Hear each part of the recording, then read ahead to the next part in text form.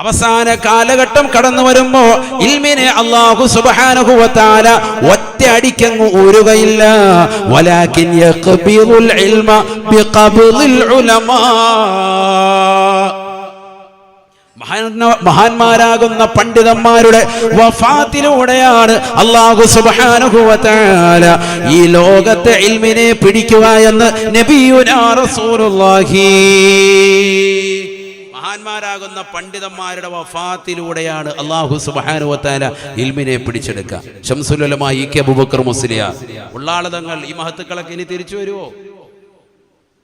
അവരുടെയൊക്കെ ഇൽമിനെ നമുക്ക് തിരിച്ചു കിട്ടുമോ? അവരൊക്കെ കടന്ന കടപ്പിൽ കിതാബ് പോലും വായിക്കണ്ട, നോക്കേണ്ട കാര്യമില്ല. അവിടുന്ന് വായിച്ചു കൊടുക്കുന്നു, ഇബാറത്ത് ഹല്ല് ചെയ്ത് കൊടുക്കുന്നു. അങ്ങനത്തെ മഹാന്മാരൊക്കെ ഇനി വരുമോ? ചിന്തിച്ചു നോക്ക്. ഓക്കെ, ഉസ്താദിനെ പോലെയുള്ളതാകുന്ന മഹാന്മാർ ഇനി നമുക്ക് സാധ്യമാകുമോ? ലോകത്തിന് കിട്ടുമോ? അതുകൊണ്ട് തന്നെ ഇൽമിനെ അല്ലാഹു പിടിക്കുക എന്ന് പറഞ്ഞാൽ ഒറ്റയടിക്ക് ഇൽമിനെ അങ്ങ് ഉയർത്തുക എന്നല്ല. വലാകിൻ യഖ്ബിലുൽ ഇൽമ ബിഖബ്ലിൽ ഉലമാ.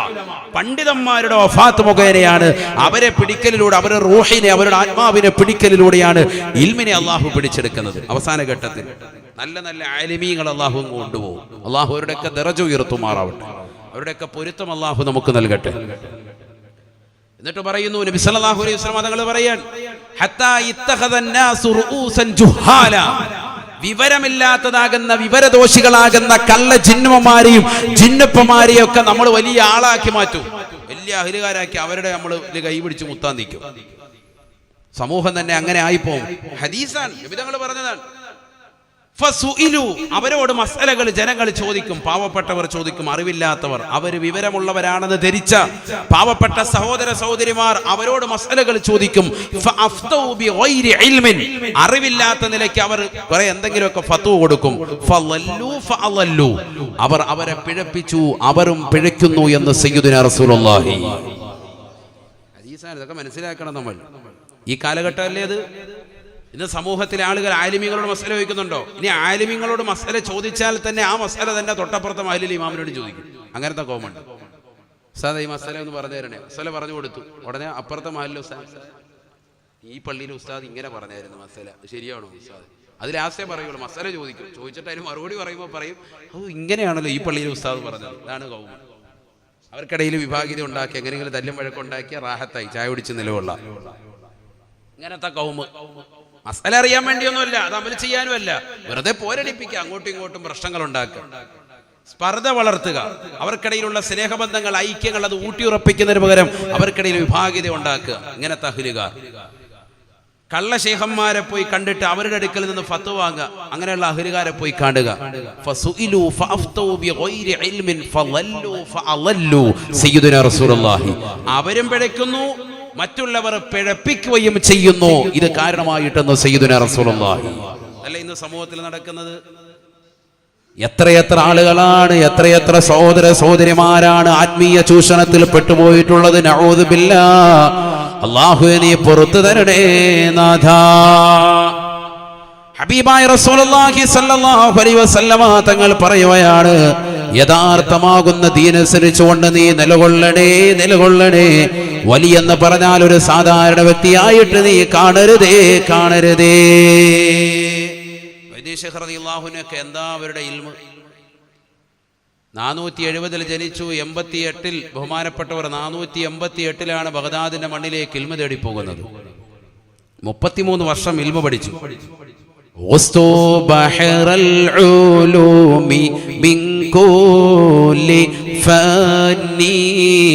സിർതു ഫിൽ അസ്രി ഔഹദൽ ഉലമാഇ. ഇൽമിന്റെ എല്ലാ ശാഖോപശാഖകളിൽ ഞാൻ മുങ്ങിക്കുളിച്ചു. ഞാൻ പഠിക്കാത്ത ഫന്നില്ല, എല്ലാ ഫന്നുകളിലും ഞാൻ മുങ്ങിക്കുളിച്ചു. 33 വർഷമാണ് ഇൽമ പഠിക്കുന്നത്. 8 വർഷം കഴിയുമ്പോൾ നമ്മളൊരു ബിരുദം എടുത്ത് തഹസീലായി റാഹത്തായി ഒരു പള്ളിയിൽ സേവനം അനുഷ്ഠിക്കും, അല്ലേ? അള്ളാഹു ആഫിയത്ത് തരട്ടെ. ധാരാളം കാലം ദീനിന് ഖിദ്മത്ത് എടുക്കാൻ അള്ളാഹു തൗഫീഖ് തരട്ടെ. പഠിച്ചു നോക്ക്, നിങ്ങൾ 33 വർഷം ഇൽമ പഠിച്ചു. അപ്പൊ എന്താ അവരുടെ പഠിത്തം? അതിനിങ്ങനെ ഓടി നടക്കുക. ആലിമീങ്ങളുടെ അടുക്കൽ വിവിധ ഫന്നുകൾ പഠിക്കാൻ വ്യത്യസ്ത ഉലമാഇന്റെ അടുക്കൽ പോയി പഠിക്കുന്നു. എല്ലാ ശാഖോപശാഖകളിലും മുങ്ങിക്കുളിച്ചു.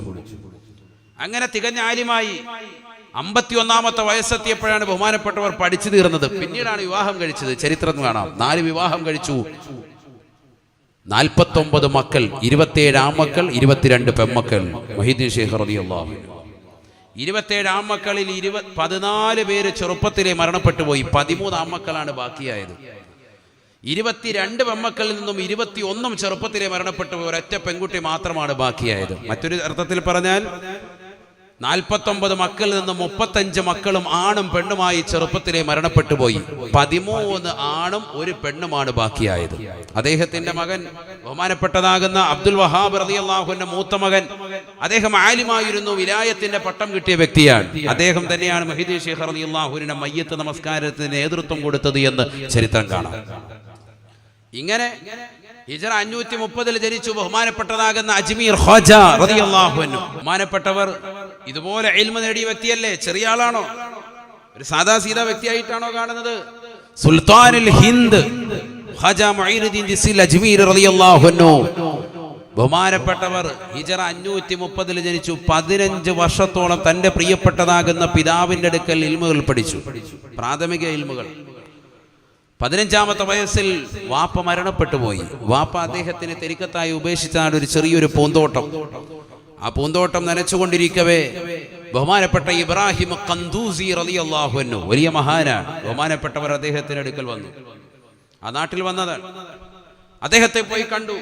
കൊട്ടയിലുള്ളതാകുന്ന ഒരു ചെറിയൊരു കാരക്ക ബഹുമാനപ്പെട്ടവർക്ക് നൽകി. ആര്? ബഹുമാനപ്പെട്ട മുഈനുദ്ദീൻ ദിസിൽ അജ്മീർ റളിയല്ലാഹു അൻഹു. അന്ന് വലിയ മഹാനായില്ല, കുട്ടിയാണ്, 15 വയസ്സുള്ളൂ. ആ കാരക്ക കഴിച്ചു. വലിയ സന്തോഷമായി. അതിഥി സൽക്കാരം നടത്തിയല്ലോ. അതുകൊണ്ട് തന്നെ പോകുന്നതിന് മുമ്പായിട്ട് ഒരു റൊട്ടിക്കഷ്ണം, ഒരുണങ്ങിയ റൊട്ടിക്കഷ്ണം വായിലിട്ട് ചവച്ചിട്ട് ബഹുമാനപ്പെട്ട മുഈനുദ്ദീൻ റളിയല്ലാഹു അൻഹുവിന് അദ്ദേഹം നൽകിയെന്നാണ്. കേൾക്കുമ്പോൾ ചിലർക്ക് വലിയ വിഷമമായിരിക്കും. ഇത് കേൾക്കുമ്പോഴാണ് ചിലർക്ക് വലിയ വിഷമം. അപ്പോൾ മക്കൾക്ക് ജനിക്കും സമയത്ത് വായിലിട്ട് കാരക്ക ചവച്ചു കൊടുക്കാൻ പറയുന്നതിൽ അസിലെന്താ? കൊടുക്കലുണ്ടോ? അതാ മറ്റേ ഇത് തേനിങ്ങനെ തുണ്ടി കൊടുക്കലോ ഉള്ളൂ. അതാ ഇപ്പം എല്ലാവരും ചെയ്തുകൊണ്ടിരിക്കുന്നത്. കാരക്ക ഒന്നും ചവച്ചൊന്നും ആരും കൊടുക്കുന്നില്ല. തേനിങ്ങനെ കെറിയിലോട്ട് ഇങ്ങനെ തൊണ്ട് കൊടുക്കുക, എന്നിട്ട് തൊട്ട് കൊടുത്തു എന്ന് പറയുക. അങ്ങനെ അല്ലല്ലോ അതിൻ്റെ അസില്. യഥാർത്ഥത്തിൽ എന്താണ്? നല്ല കാരക്ക വായിലിട്ട് ചവച്ച് അരച്ച് നല്ല ഉമിനീര് പോലെ ആക്കിയിട്ട് അതുകൊണ്ട് കൊടുക്കുക. കാരക്ക അങ്ങോട്ട് തന്നെ ഇട്ടിട്ട് വാടച്ച് ഒഴിച്ച് ഹാള്ള പിന്നെ ശ്വാസം പൊട്ടി കൊച്ചു മയ്യത്ത് കരിച്ചിട്ട് വാപ്പാക്ക് പോവാം. അങ്ങനെ പറഞ്ഞെന്ന് പറയരുത്. അതിനാണ് ഇത് പറയുന്നത്. നബി സല്ലല്ലാഹു അലൈഹി വസല്ലം തങ്ങൾ ചെയ്തത് അസിലുണ്ടതിന്. ഇതൊക്കെ ഹദീസുള്ളതല്ലേ? എന്നാന്നല്ല, ഇന്നൊരു തേനുമായിട്ട് പ്രസവിക്കാൻ പോകുമ്പോഴത്തേക്കും തേനെടുത്തോന്നാണ് ചോദിക്കുന്നത്. തേനുമായിട്ട് പോയിട്ട് നേരെ അവിടെ പോയി കെറിയിൽ തൊട്ട് കൊടുക്കുക. ഇത്തപ്പഴം വേണ്ട, കാരയ്ക്കം വേണ്ട, ഒന്നും വേണ്ട. ഇതൊക്കെ മനസ്സിലാക്കേണ്ടത്. നമ്മൾ അതനുസരിച്ച് അമൽ ചെയ്തു നോക്കിന്. അല്ലാഹു തൗഫീഖ് തരട്ടെ. ഓരോന്നിനും അതിൻ്റെതായ അസലുണ്ട്, അത് ചെയ്തു നോക്കണം. അപ്പം ബഹുമാനപ്പെട്ടതാകുന്ന ഇബ്രാഹിം ഖന്ദൂസി റളിയല്ലാഹു അൻഹു ഒരു ഉണക്ക റൊട്ടി വായിലിട്ടിട്ട് ചവച്ചരച്ചിട്ട് മുഈനുദ്ദീൻ എന്ന് പറയുന്ന ഈ കുട്ടിക്ക് കൊടുത്തു. 15 വയസ്സുള്ള പൊന്നുമോന്. സുബ്ഹാനല്ലാഹ്. ബഹുമാനപ്പെട്ട ശംസുൽ ഉലമാ ഇ.കെ. അബൂബക്കർ മുസ്ലിയാർ അവിടുന്ന് രേഖപ്പെടുത്തി വെക്കുന്നു, ഫതറക ദുനിയ ബിൽകുല്ലിയ, ദുനിയാവ് മുഴുവൻ അദ്ദേഹത്തിന് നഷ്ടപ്പെട്ടു എന്ന് പറഞ്ഞാൽ ദുനിയാവിന്റെ ചിന്ത മുഴുവൻ പോയി. ഇതങ്ങോട്ട് കഴിച്ചാണ് ബറക്കത്ത് എന്ന് പറയുന്നത്. ബറക്കത്ത് എന്ന് പറഞ്ഞാൽ ഏതാണ്? അവരുടെ കയ്യിൽ നിന്ന് വായിലിട്ട് ചവച്ചരച്ചിട്ട് കൊണ്ട് കിട്ടി, അതുകൊണ്ട് കഴിച്ചതോടുകൂടി ദുനിയാവിനോടുള്ള എല്ലാ അനുഭൂതികളും ആസ്വാദനങ്ങളും മുറിഞ്ഞുപോയി. സുഹൃത്ത് പരിത്യാഗം ഹൃദയത്തിലേക്ക് കയറി. അങ്ങനെ ബഹു പഠിക്കാൻ വേണ്ടി ഇറങ്ങിത്തിരിച്ചു. പിന്നെ ഖുദ്സിയായതാകുന്ന ഇലാഹിയാകുന്ന ചില ഇശാറത്തുകളാണ് ഹൃദയത്തിൽ കൊടുക്കുന്നത്. അതനുസരിച്ചുകൊണ്ട് ഇങ്ങനെ യാത്രയാണ്. നേരെ അദ്ദേഹം പോകുന്നത് ഖുറാസാനിലേക്കാണ്. അവിടെ ചെന്നുകൊണ്ട് വിശുദ്ധമായ ഖുർആൻ മുഴുവനും മനഃപ്പാഠമാക്കി. ബഹുമാനപ്പെട്ടവർ ഖുർആൻ മുഴുവനും മനഃപ്പാഠമാക്കി. അതിനുശേഷം ബഹുമാനപ്പെട്ടവർ ബുഖാറയിലേക്ക് പോയി. അവിടെ ചെന്നുകൊണ്ട് ഹിസാമുദ്ദീൻ റളിയല്ലാഹു അൻഹുവിന്റെ ശിഷ്യത്വം സ്വീകരിച്ചു. വിശുദ്ധമായ ഖുർആനിന്റെ തഫ്സീറുകളും ഹദീസിന്റെ ശാഖോപശാഖകളും ഫിഖ്ഹുകളും എല്ലാ കർമ്മശാസ്ത്ര മസലകളും ബഹുമാനപ്പെട്ടവരുടെ അടുക്കൽ നിന്ന് പഠിച്ചെടുത്തു. ഹിസാമുദ്ദീൻ റളിയല്ലാഹു അൻഹു അദ്ദേഹത്തിന്റെ അടുക്കൽ നിന്ന് പിന്നീട് ഇലാഹിയാകുന്ന ഒരു ഇശാറത്ത് കിട്ടിയപ്പോൾ അവിടുന്ന് പിന്നീട് യാത്രയായി ഹാറൂനിലേക്ക്. ബഹുമാനപ്പെട്ടതാകുന്ന ഉസ്മാനുൽ ഹാറൂനി റളിയല്ലാഹുവിന്റെ അടുക്കൽ ചെന്നുകൊണ്ട് ഫലാസമ 20 സനതൻ 20 വർഷം അവിടെ അങ്ങ് കൂടി. ബഹുമാനപ്പെട്ടതാകുന്ന ഡൽഹി ഷെയ്ഖ് ബഖ്തിയാറുൽ കഅക്കി റളിയല്ലാഹു അൻഹു, കാക്കി എന്നാണ് നമ്മൾ പറയാ, കഅക്കി റളിയല്ലാഹു അൻഹു ഡൽഹിയിൽ പോയി സിയാറത്ത് ചെയ്തിട്ടുള്ളവർക്കറിയാം. അല്ലാഹു അവരുടെ ദറജ ഉയർത്തട്ടെ, അവരുടെ പൊരുത്തം അല്ലാഹു നൽകി അനുഗ്രഹിക്കട്ടെ.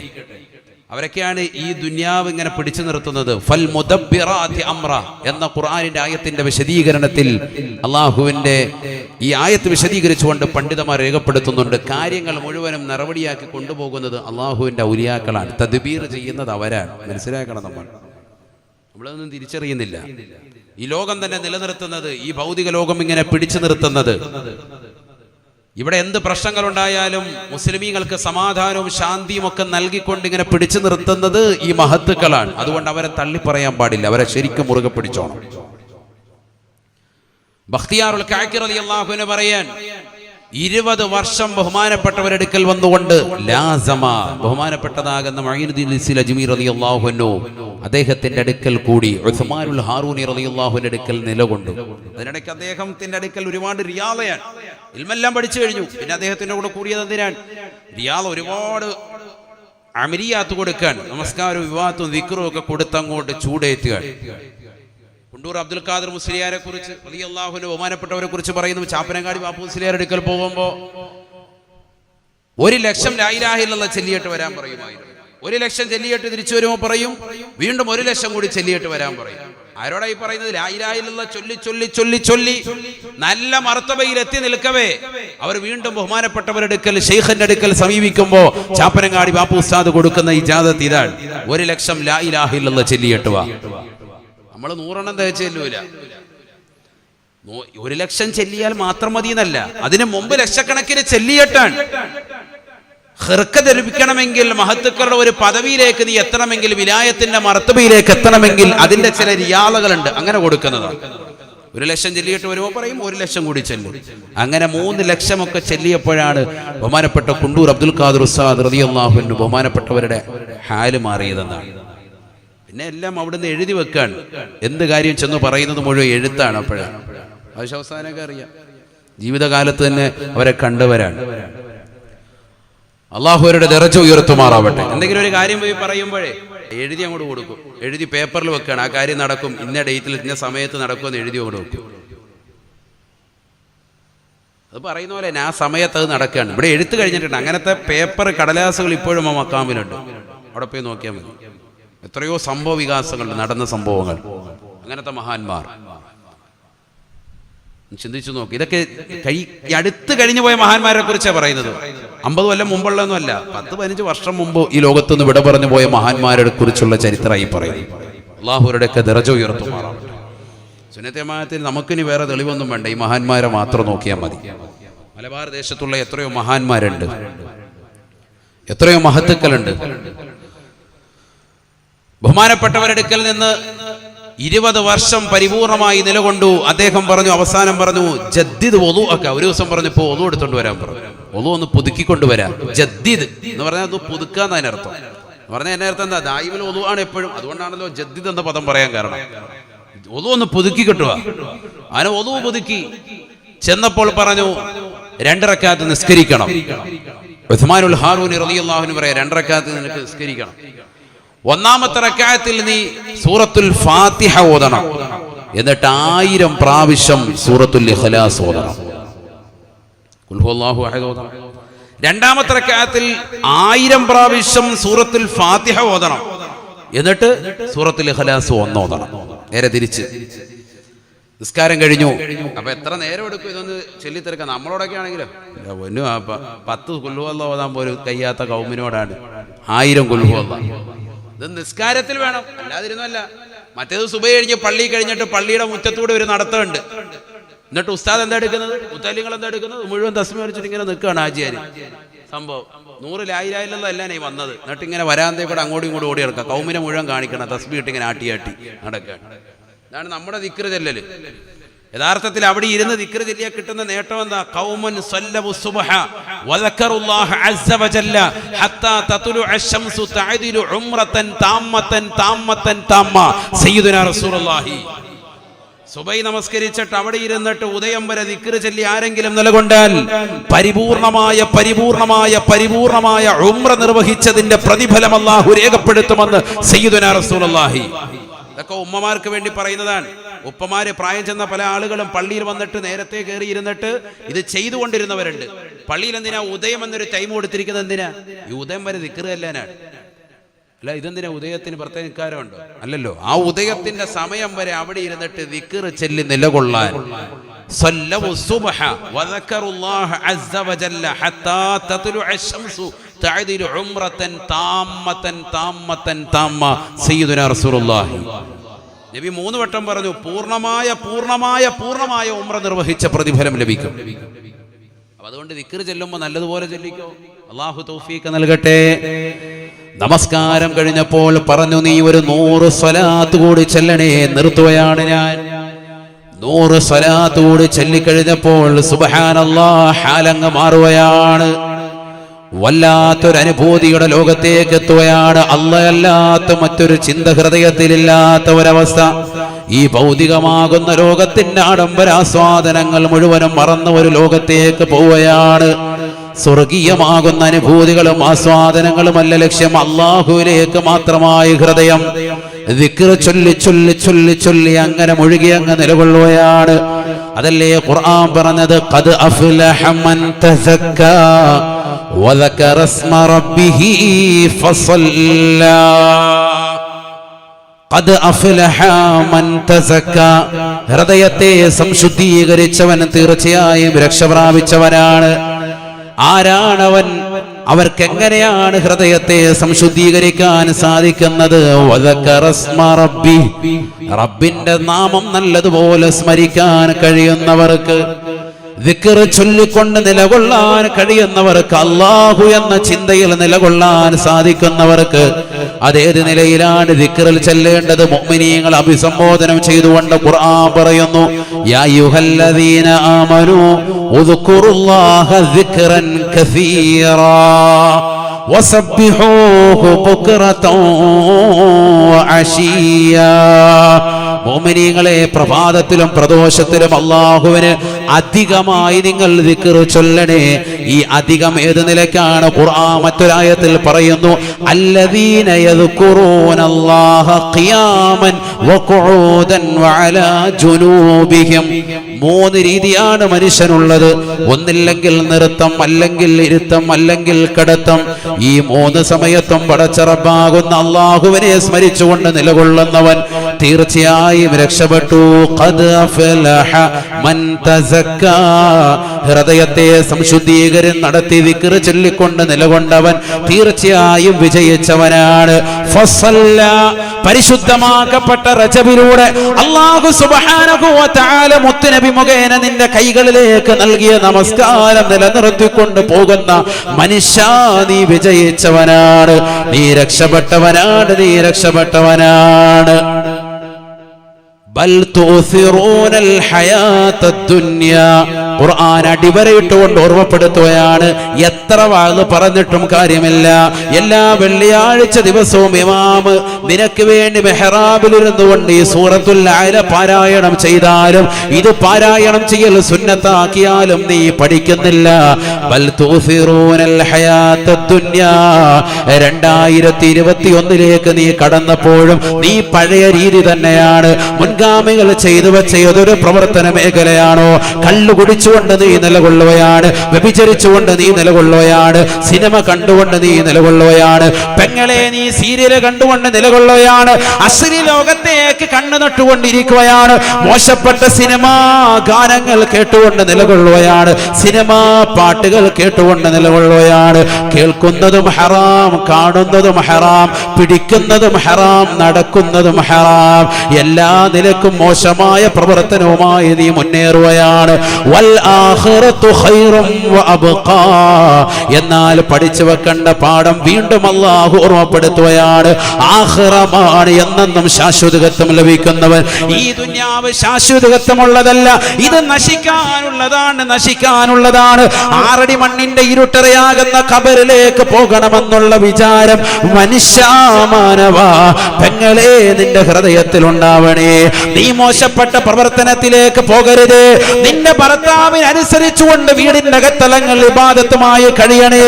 നിന്റെ നമസ്കാരം വീട്ടിലാണ്, നിന്റെ ദിക്റ് നീ വീട്ടിലാണ്, നിന്റെ ഇബാദത്ത് കണിശത വെക്കേണ്ടത് പെങ്ങളെ വീട്ടിലാണ്. പുരുഷന്മാരെ നിന്റെ വീടിന്റെ അകത്തലങ്ങൾ നീ ഇബാദത്ത് കൊണ്ട് ധന്യമാക്കണേ. ലാ തജഅലൂ ബുയൂതകും മഖാബിറ, നിങ്ങളുടെ വീടുകളെ നിങ്ങൾ ഖബറുകളാക്കരുതേ, ശ്മശാനമാക്കരുതേ, മോഹമാക്കരുതേ.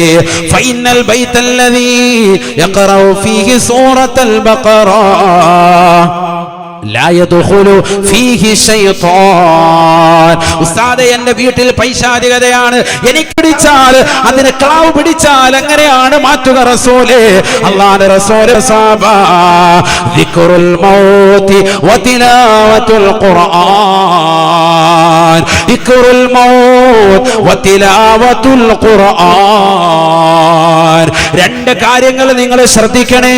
ഒന്ന് മരണത്തെ കുറിച്ചുള്ള ഓർമ്മയാണ്. നിന്റെ ഹൃദയത്തിന്റെ അകത്തലങ്ങളിൽ അടുത്ത നിമിഷം ഞാൻ ഈ ലോകത്ത് നിന്ന് വിട പറയുമെന്നുള്ള ചിന്ത നിന്റെ ഹൃദയത്തിലേക്ക് വരട്ടെ. എത്രയെത്ര ഔലിയാക്കൾ, എത്രയെത്ര മഹത്തുക്കൾ ഈ ലോകത്ത് മുഴുവനും കാരുണ്യം വാരി വിതറിയ കാരുണ്യത്തിൻ്റെതാകുന്ന തിരുദൂതർ ഹബീബ് മുഹമ്മദ് മുസ്തഫ, കാരുണ്യത്തിന്റെ ഹൃദയം വരുത്തിയ ലോകത്തിന് മുഴുവനും മഹിമാകുന്ന ആദർശം പരത്തിയ ഹബീബ് മുഹമ്മദ് മുസ്തഫ സല്ലല്ലാഹു അലൈഹി വസല്ലമ തങ്ങൾ പോലും ഈ ലോകത്ത് നിന്ന് വിട പറഞ്ഞു പോയില്ലയോ സഹോദര. അതുകൊണ്ട് നീ മരിക്കുമെന്നുള്ള യാഥാർത്ഥ്യ ബോധത്തെ നീ മറക്കരുതേ. അടുത്ത സെക്കൻഡിൽ മരിക്കേണ്ടവനാണ്. മുഹ്യിദ്ദീൻ ശൈഖ് റളിയല്ലാഹു അൻഹു വഫാത്തായി, അഹ്മദുൽ കബീർ റിഫായി റളിയല്ലാഹു അൻഹു വഫാത്തായി, ബഹുമാനപ്പെട്ട മുഈനുദ്ദീൻ ജിസ്മിൽ അദീൽ അജ്മീരി റളിയല്ലാഹു അൻഹു മഹത്തുക്കൾ വഫാത്തായി. എല്ലാ ഔലിയാക്കളും, എല്ലാ അംബിയാക്കളും, എല്ലാ മഹത്തുക്കളും ഇതാ വഫാത്തായിരിക്കുകയാണ്. ലോകത്ത് എത്രയോ മോശപ്പെട്ട ആളുകൾ കടന്നുപോയിട്ടുണ്ട്, എത്രയോ ഏകാധിപതികൾ, എത്രയോ സ്വേച്ഛാധിപതികൾ, ഏകാധിപത്യത്തിന്റെ ഭരണം നടത്തിയ നമ്രൂദ് ഇന്ന് എവിടെ പോയടാ? എവിടെ പോയടാ ഫിറഔൻ? എവിടെ പോയടാ ഹാറൂൻ? എവിടെ പോയടാ ഹാമാൻ? എല്ലാവരും ഖബറിലാണ്, ഖബറിലാണ്, ഖബറിലാണ്. അടുത്ത സെക്കൻഡിൽ ഞാനും ഇതാ മരിക്കുമെന്നുള്ള ബോധം നിന്റെ ഹൃദയത്തിലേക്ക് വരട്ടെ. അമ്പിയാക്കൾ മുഖേന കൈമാറി തന്ന ഹിദായത്ത്, സഹാബത്ത് മുഖേന കൈമാറി തന്ന ഹിദായത്ത്, താബികൾ മുഖേന കൈമാറി തന്ന ഹിദായത്ത്, തബഉ താബികൾ മുഖേന കൈമാറി തന്ന ഹിദായത്ത്, അയിമ്മത്തുകളാകുന്ന അബൂ ഹനീഫത്തുൽ കൂഫി റളിയല്ലാഹു അൻഹു, ഇമാം മാലിക് റളിയല്ലാഹു അൻഹു, ഇമാം ഷാഫിഈ റളിയല്ലാഹു അൻഹു, ഇമാം അഹ്മദ് ബിൻ ഹംബൽ റളിയല്ലാഹു അൻഹു, ശേഷം വന്ന മുഹ്യിദ്ദീൻ ശൈഖിനെ പോലെ, റിഫായി ശൈഖിനെ പോലെ, അജ്മീർ ഹോജയെ പോലെ, ശേഷം വന്നതാകുന്ന അയിമ്മത്തുകളെ പോലെ എല്ലാ ഇമാമിങ്ങളും കൈമാറി കൈമാറി കൈമാറി ഈ ദീനിനെ നമ്മുടെ കൈകളിലേക്ക് നൽകിയിരിക്കുകയാണ്. അതുകൊണ്ട് തന്നെ ഇൽമ പഠിച്ചെടുക്കേണ്ടത് ഉലമാക്കളുടെ വായിൽ നിന്നാണ്. ഇമാം നവവി തങ്ങള് ശർഹുൽ മുഹദ്ദബ് എന്ന് പറയുന്ന മജ്മൂഇന്റെ തുടക്കത്തിൽ ഒരു ആവർത്തി രേഖപ്പെടുത്തുകയാണ്. അൽ ഇൽമു യുഖദു മിൻ അഫ്വാഹിൽ അസാതീദി ലാ മിൻ ബുതൂനിൽ കുതുബി. കിതാബിന്റെ ഉള്ളറകളിൽ നിന്നല്ല നീ ഇൽമ പഠിക്കേണ്ടത്, നീ ഇൽമ പഠിക്കേണ്ടത് ഉസ്താദുമാരുടെ വായിൽ നിന്നാണ്. ആലിമീങ്ങൾ എന്ത് പറയുന്നു? കിതാബിൽ കിടക്കുന്നത് ഇങ്ങനെയാണ്, എനിക്ക് തിരിഞ്ഞത് ഇങ്ങനെയാണ്, ഉസ്താദ് പഠിപ്പിച്ചത് ഇങ്ങനെയാണെന്ന് പറഞ്ഞതാകുന്ന ചേകന്നൂരിന്ന് എവിടെ പോയി? പഠിച്ചു വെക്കണേ, പഠിച്ചു വെക്കണേ. ആലിമീങ്ങളെ വകവെക്കണേ, പണ്ഡിതന്മാരെ ബഹുമാനിക്കണേ, ഉസ്താദുമാരെ ബഹുമാനിക്കണേ. അവരെ പഠിപ്പിച്ചു തരുന്നത് മാത്രമാണ് ഇൽമ്. അൽ ഇൽമു യുഖദു മിൻ അഫ്വാഹിൽ അസാതീദി ലാ മിൻ ബുതൂനിൽ കുതുബി. കിതാബിന്റെ ഉള്ളറകൾ നിനക്ക് ഹർഫ് തിരിയുമ്പോ ഇങ്ങനെയാണല്ലോ കടക്കുന്നതെന്ന് നിനക്ക് തോന്നാം. പക്ഷെ ഉസ്താദ് എന്തർത്ഥം വെക്കുന്നു അത് വേണം നീ ജനങ്ങൾക്ക് പഠിപ്പിച്ചു കൊടുക്കാൻ. കാരണം ഈ ദീന് അല്ലാഹുവിന്റെ റസൂലിന്റെ കൈകളിലേക്ക് നൽകിയതാണ്. റസൂലുള്ളാഹിക്കാണല്ലോ വിശുദ്ധമായ ഖുർആൻ അവതീർണമായത്. അലിഫ് ലാം റാ ഇന്നാ അൻസൽനാഹു ഇലൈക. ഈ ഖുർആനിനെ നാം അവതരിപ്പിച്ചത് തങ്ങൾക്കാണ് നബി. ഈ ഖുർആനിന്റെ പ്രതികൾ അല്ലാഹു സുബ്ഹാനഹു വ തആല ഈ കോപ്പികൾ ജനങ്ങളിലേക്ക് ഇട്ടുകൊടുത്തതല്ല. ഇത് വിളിച്ചു കൊടുക്കേണ്ടത്, ഇത് ജനങ്ങൾക്ക് പറഞ്ഞു കൊടുക്കേണ്ടത് മുത്തുനബി മുഖേന മുഖേനയാണ് തങ്ങൾ വേണം ഇരുട്ടിൽ നിന്ന് ജനങ്ങളെ പ്രഭയിലേക്ക് കൊണ്ടുവരാൻ. അതുകൊണ്ട് തങ്ങളുടെ കൈവെള്ളയിലേക്ക് നാം ഇതാ ഖുർആൻ അവതരിപ്പിക്കുന്നു എന്ന് വിശുദ്ധമായ ഖുർആൻ. റസൂലുള്ളാഹിയുടെ കയ്യിലേക്ക് ഖുർആൻ കൊടുത്തു. റസൂലുള്ളാഹി അതിനെ വിശദീകരിച്ചു. റസൂലുള്ളാഹി വിശദീകരിച്ചതുപോലെ സഹാബത്ത് വിശദീകരിച്ചു. അതിനുശേഷം വന്നതാകുന്ന അയിമ്മത്തുകൾ വിശദീകരിച്ചു. അതേ നിലക്ക് തന്നെ നമുക്ക് ഉലമാക്കൾ കൈമാറി തരുന്നു. ഈ ഇൽമിനെ അതേപോലെ തന്നെ അമാനത്തെന്ന നിലക്ക് പരിപൂർണമായ കർമ്മം നമ്മൾ ലോകത്ത് നിർവഹിക്കണേ, ജനങ്ങളിലേക്ക് എത്തിച്ചു കൊടുക്കണേ. അങ്ങനെ എത്തിച്ചു കൊടുത്തത് കൊണ്ടാണ് ഔലിയാക്കളിൽ പ്രമുഖനായി ഇന്ത്യയുടെ നേതൃത്വമായി രാജാവായി ബഹുമാനപ്പെട്ട ഖ്വാജ മുഈനുദ്ദീൻ ദിസീൽ അജ്മീരി റളിയല്ലാഹു അൻഹു എത്തിയത്.